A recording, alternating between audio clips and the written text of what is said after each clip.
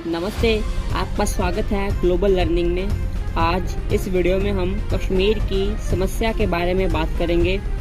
आखिर कश्मीर इंडिया और पाकिस्तान के बीच दुश्मनी का सबसे बड़ा कारण क्यों है और क्यों इंडिया और पाकिस्तान हमेशा कश्मीर को लेकर इतना सेंसिटिव रहते हैं, क्यों कश्मीर विवादों का कारण बना हुआ है। आज इस वीडियो में हम कश्मीर की हिस्ट्री जानेंगे। तो चलिए शुरू करते हैं। सबसे पहले आप ये मैप देखिए। ये मैप आज़ादी से पहले का है।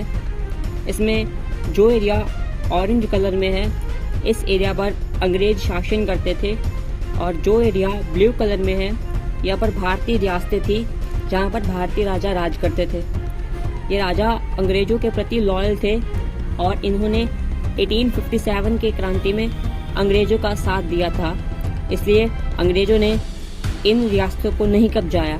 आज़ादी से पहले अंग्रेजों ने इन रियासतों को कहा कि अब ब्रिटिश इंडिया के दो देश बनने जा रहे हैं, एक इंडिया और एक पाकिस्तान। आपके पास ऑप्शन है, या तो आप इंडिया को ज्वाइन कर लो या फिर पाकिस्तान को ज्वाइन कर लो। अगर आप इंडिपेंडेंट देश बनाना चाहते हो तो आप इंडिपेंडेंट देश भी बना सकते हो।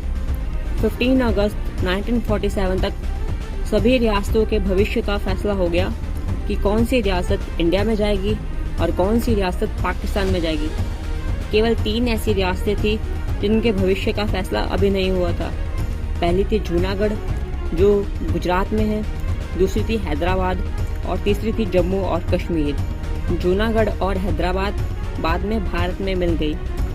इन तीनों में से कश्मीर ही एक ऐसी रियासत थी जिसकी बाउंड्री इंडिया और पाकिस्तान दोनों से मिलती थी। जम्मू कश्मीर के राजा का नाम था राजा हरी सिंह जी, जो कि एक हिंदू थे, और कश्मीर की अधिकतर जनता मुस्लिम थी।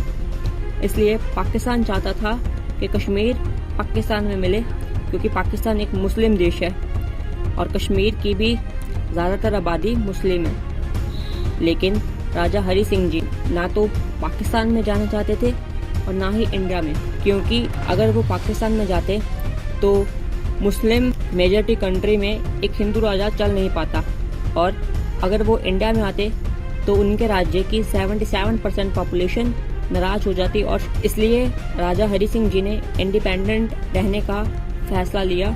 वो कश्मीर को एशिया का स्विट्जरलैंड बनाना चाहते थे, लेकिन उनका यह सपना तब टूट गया जब 22 अक्टूबर को पाकिस्तान वाले साइड से कई हजार पश्तून लड़ाकों ने कश्मीर पर हमला कर दिया। इस सेना को पाकिस्तान का पूरा सपोर्ट था।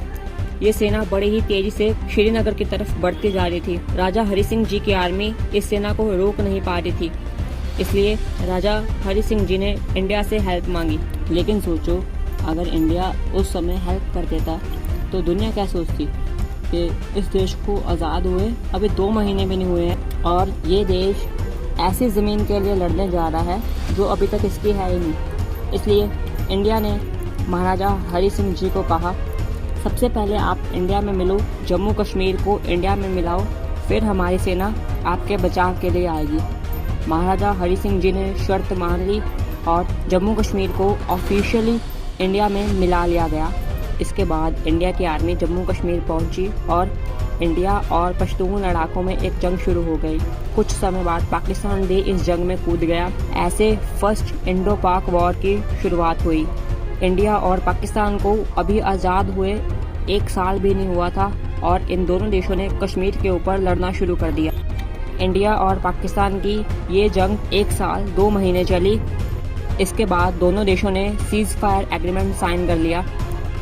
इस एग्रीमेंट के तहत जहां पर पाकिस्तान की सेना है वो वहीं पर रहेगी और जहां पर इंडिया की सेना भी अपनी पोजीशन नहीं छोड़ेगी। कोई भी देश अपनी सेना आगे नहीं बढ़ाएगा। इन दोनों के बीच जो लाइन बनी उस लाइन को हम LOC कहते हैं। जंग के बाद पाकिस्तान के पास कश्मीर का 1/3 हिस्सा आया। इसमें कश्मीर का छोटा सा भाग, जिसे आज पाकिस्तान आज़ाद कश्मीर कहता है, और गिलगिट और बाल्टिस्तान शामिल थे। इंडिया के पास जम्मू कश्मीर का 2/3 हिस्सा आया, जिसमें लद्दाख, जम्मू और कश्मीर का एक बड़ा हिस्सा था। श्रीनगर अभी भी इंडिया के पास ही था। जो हिस्सा पाकिस्तान के पास गया, आज इंडिया उसे POK पुकारता है। इसके बाद इंडिया की चाइना के साथ एक वॉर हुई 1962 में।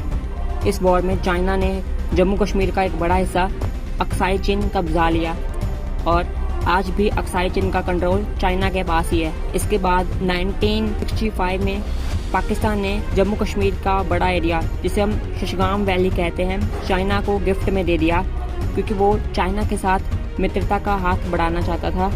इसी साल इंडिया और पाकिस्तान में कश्मीर को लेकर एक और जंग हुई, जिसे हम 1965 वॉर कहते हैं। इसके बाद कश्मीर में एक और घटना हुई। 1984 में इंडिया ने सियाचिन ग्लेशियर को अपने कब्जे में ले लिया। ये ग्लेशियर ऊंचे ऊंचे पहाड़ों से बना है, इसलिए यहाँ पर सेना उतारना बहुत मुश्किल है। पहले ये ग्लेशियर ना इंडिया के कंट्रोल में था ना पाकिस्तान के कंट्रोल में, लेकिन 1984 में इंडिया की आर्मी ने इस सारे एरिया को कब्जा लिया। 1990 से कश्मीर में आतंकवाद बढ़ना शुरू हो गया। पाकिस्तान कहता है कि ये लोग कश्मीर के फ्रीडम फाइटर्स हैं और इंडिया कहता है ये लोग पाकिस्तान की तरफ से फंड किए हुए लोग हैं जो इंडिया के कश्मीर में आतंकवाद फैलाना चाहते हैं। इसी समय के दौरान कई कश्मीरी पंडितों को कश्मीर छोड़कर जाना पड़ा। इसके बाद इंडिया और पाकिस्तान एक और जंग लड़ते हैं, जिसे हम कारगिल वॉर कहते हैं। कारगिल वॉर 1999 में हुई थी। आज आज़ादी के 75 साल बाद भी कश्मीर मुद्दे का कोई हल नहीं निकला है। यूएनओ ने इसका एक हल बताया था। यूएनओ के अनुसार सबसे पहला स्टेप होगा पाकिस्तान पीओके से अपनी सेना पीछे हटा लेगा। जब पाकिस्तान पीओके से अपनी सेना पीछे हटाएगा, तब दूसरा स्टेप इंडियन आर्मी को लेना होगा। इंडियन आर्मी भी जम्मू और कश्मीर से अपने सोल्जर्स को पीछे बुला लेगी। इसके बाद थर्ड स्टेप में कश्मीर के लोगों से पूछा जाएगा कि वो इंडिया के साथ रहना चाहते हैं या पाकिस्तान के साथ। लेकिन इस प्लान का फर्स्ट स्टेप भी कभी इम्प्लीमेंट नहीं हुआ, तो ये प्लान सिर्फ प्लान बनकर ही रह गया। और वीडियो के अंत में हम ये उम्मीद करते हैं कि कश्मीर मुद्दे का हल जल्दी से जल्दी निकलेगा और इससे कश्मीरियों का भला होगा। और ये है वीडियो का एंड। मुझे उम्मीद है कि आपको वीडियो अच्छी लगी होगी। तब तक के लिए जय हिंद, जय भारत।